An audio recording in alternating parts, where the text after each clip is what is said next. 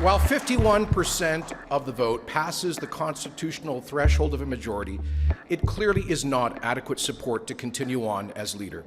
Despite previously insisting he would stay on as leader if he received 50% plus one, last night Jason Kenney announced he would be stepping down. While we have our internal differences, we must remember the shared values that unite us as Conservatives. Those shared values are being questioned in Alberta, but also across the Conservative movement in Canada, as the federal Conservatives continue the search for their own leader and decide the future of the party. So what to make of Jason Kenney's fate, and what does this latest political departure mean for the future of Conservatism in Canada? What lessons can it tell us? It's Thursday. I'm here with At Issue, Chantal Hebert, Andrew Coyne, Althia and Elamin Abdelmahmoud. Good to see everybody. So obviously that was a pretty stunning evening. I think he had telegraphed, Jason Kenney, that he was planning to stay, but he did decide to leave. Chantal, let's start with you, and we'll start specifically, and then we'll get bigger about the Conservative movement, but with Jason Kenney's departure. There is no way that anyone can lead a party, whether in office or in opposition, with 51% of the vote. Mm-hmm. That's just reality, and I think Jason Kenney realized it, because how much does it take for you to just die from another stab wound? So that was not the most surprising part of the evening, nor was the result, but the fact that people were surprised maybe was the more surprising part. There were gasps in the room. I guess they believed that he was going to try and hang on, Althia. Well, he had telegraphed that he would. So I think that was where the shock came from. But I agree with Chantal. I think it speaks to the division in the party, and then you'd always be looking behind you to know who's going to stab you next. The sad part about Jason Kenney's downfall is that he pleased no one. Lots of people in Alberta believe that his lack of action on COVID contributed to the preventable deaths of people, and others believe that he went too far and kind of driving back the boat, that he promised not to introduce passports and mandates, and that he should have kept his word. I think it speaks to what is really this.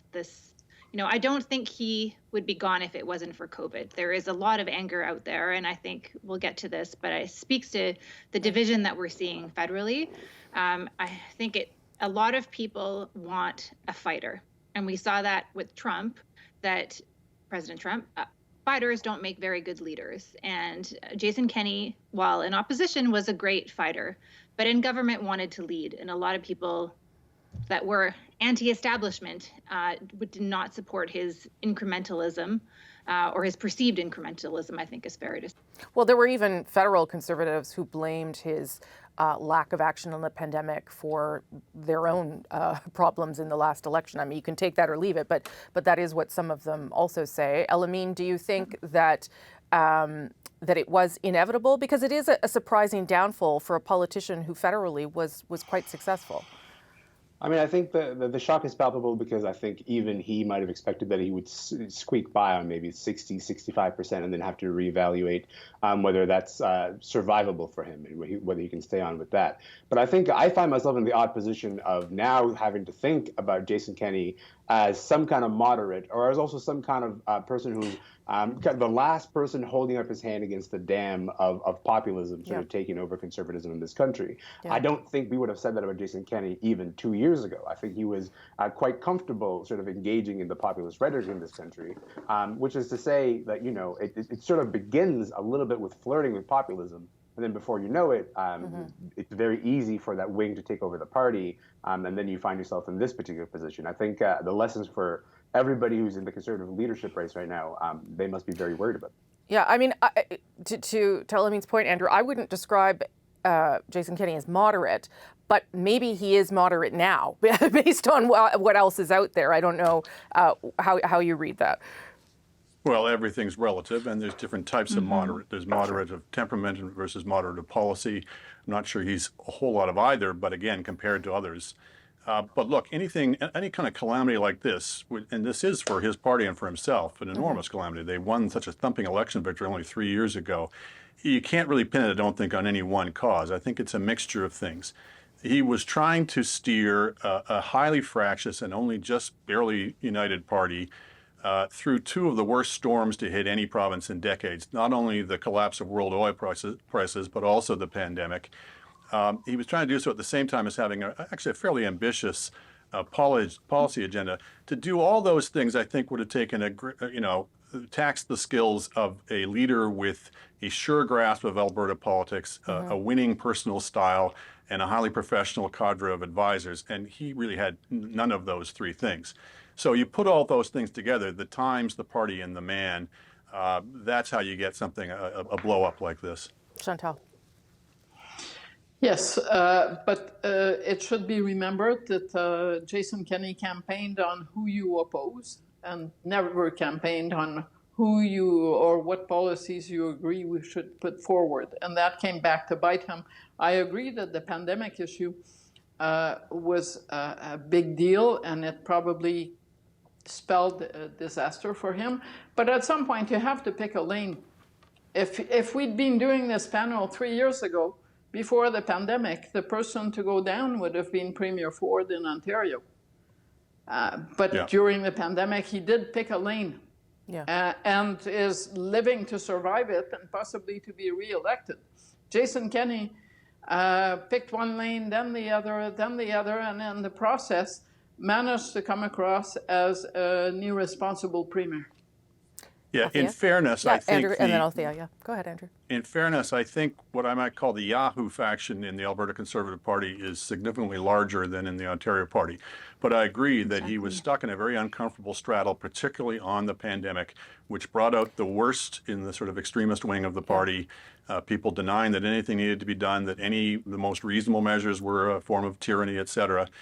So whereas Doug Ford could basically kick out the dissenters, I think it was a harder call for Kenney. But admittedly, he didn't handle it terribly well. Yeah, but I guess what happens to then a party like that, and we'll talk about lessons for the Conservatives in the next block. But if Jason Kenney can't keep those pieces together that he merged together and brought to great success, then who can, Althia? Well, I think the thing we need to remember is that these are very different factions, whether you're talking about Wild Rose and the Progressive Conservatives, or you're talking about the Progressive Conservatives federally and the Reform Party. What they stand for, at the core of it, are almost in opposition with one another. You have one part that's about conserving and incremental change and strong institutions and community, and you have another side that's more populist and more individualistic and more libertarian and radical. And that's the clash that we're seeing at the moment. And sometimes the loudest voices are not necessarily the voices that represent the majority. Yeah. Sorry, go ahead. I was going to say, Elamin, maybe those pieces don't go together anymore, though. As much as everyone's trying to force them to find some middle ground, maybe they don't fit together. Maybe I misunderstood whether they ever did. I think the only successful person so far to have managed to keep this was Stephen Harper for longer than a decade. I think that is an interesting point to go back to, because was Harper uniting those factions based on ideology and ideas and principles, or was he just very good at managing the dissenters in a way that his successors have not been, in a way that Jason Kenney clearly has not been in Alberta? I think maybe in this particular moment, what it takes to be a leader of a Conservative Party is to manage dissent more than anything else, in order to return to position yourself as a mainstream party for the voters. And as long as they don't have a leader who can sort of manage that dissent successfully, it's got to be an uphill battle, no matter who's in the seat. Quick last word, Chantal, and we'll take a break. Well, they haven't had a leader in Alberta, a Conservative one, who has managed to survive one term over, half a dozen premiers for 1, 2. Stephen Harper would be happy to be described as a people's person. Most of us do not know him at that, but it is a provincial setting, and polls that show that you're going to lose the election usually don't bode well for whoever is the premier, and that was the case in Alberta. as we've been talking about, Jason Kenney resigning as leader has political consequences beyond Alberta, but are there also political lessons for the federal Conservative leadership candidates? For instance, Chantal, Andrew, Althia, Elamin, all back for another round of that issue. Andrew, is there a lesson here, a broader lesson about the future of the party, about what is happening federally right now? We've had a couple of events this week that have, an email that the party is now investigating to see if there's a racist who's now a card-carrying member of the party, Ed Fast leaving his position as finance critic for some comments he made. Is there anything here that they need to take away? Well, part of the Conservative dilemma, I think, is endemic, which is to say, the arithmetic aligns in a different way for the Conservatives than it does for the Liberals, the electoral arithmetic. The Liberals can win basically with the cities and Eastern and Central Canada, and they don't need a lot more than that. The Conservatives, because of where their support is, have to straddle both the urban-rural divide and the East-West divide, and that's always very difficult. Mm-hmm. It's particularly difficult when you don't often have power and therefore don't have the emoluments of power to offer people. And it's especially difficult now given the increasing radicalization or indeed extremism of the populist wing of the party, both federally and provincially. So I do think because of that factor, that last factor in particular, I do think it's time to ask some hard questions about whether the tent is a little too big and whether they need to narrow it a bit or maybe expand in a different direction. Because when you've got people who are essentially denying science, denying facts, spreading disinformation, when that's the axis on which politics is arranging itself, not ideas and policies, that can't be sustained. And I think the party has to confront that. That's pretty interesting because, when you talk to Conservatives, all they've wanted to do since Stephen Harper left is grow the tent, because that's how they say they'll win the election. Chantal. Well, I'm guessing the first motto that maybe this illustrates is it's easy to lose the battle and then to win the battle and then lose the war. Yeah. And that is kind of a pattern that you see emerging in the Conservative leadership campaign, to the point that the Conservatives have a different landscape to deal with. Possibly they do, but it is in Alberta that the NDP is ahead in voting intentions. So there are voters there who 55% of them voted for Jason Kenney. A number of them would vote for Rachel Notley. And that is also happening from orange to blue in Ontario in some regions, who are willing to consider one or the other, but they are centrist voters.